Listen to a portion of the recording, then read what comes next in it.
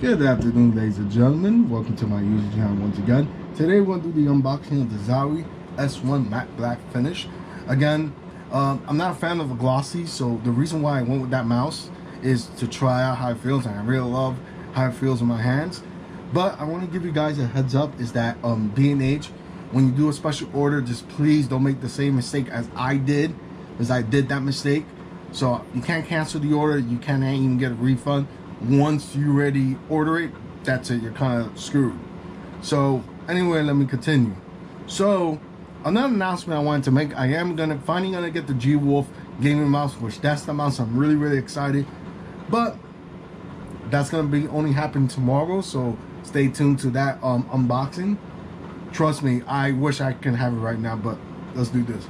So ZOWIE S1, again, nice plain box. This mouse doesn't have no RGB. This mouse is designed for one purpose only, is to compete, which is something that I always love to do.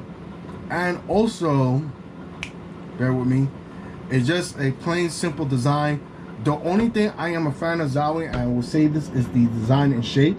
I kind of like how I think ZOWIE separates themselves with other peripheral companies like Razer and Logitech, and etc. But let's open up and see what's inside the box. As you see already, it comes with extra mouse feet, and also it comes with a instruction guide, how to set it up, how to run the mouse, you know, get to know the mouse, what you gotta do and all that stuff. It also comes with extra mouse feet, which I'm gonna be saying this every single time, that they should, peripheral companies who design gaming mouses, please come with extra mouse feet, because that would be really nice. And that's one thing I like about ZOWIE, is that they come with extra mouse feet as well. Also, this is the S1 Matte Black. I love the side buttons way much better than the EC series. I think the build quality is way much more better than this than the EC series, just because of the side buttons for me. Of course, it uses a 3360 sensor. DPI ranges from red is 400, purple is 800, blue is 1600, and green is 3200. And also you can adjust the polling rate on the fly as well, which that is nice. The old version, the old way you have to do is unplug, hold one of the side buttons, and plug it back in, and that's it. But this makes life a lot more easier. And pretty much this will be my backup mouse. So once I get the GeForce, let's see if I like it or not. If I do, of course, I'm going to give a review. I'm also going to give a review of this, but not now, maybe later on down the line. So pretty much, there you go, ladies and gentlemen. This is how the mouse looks.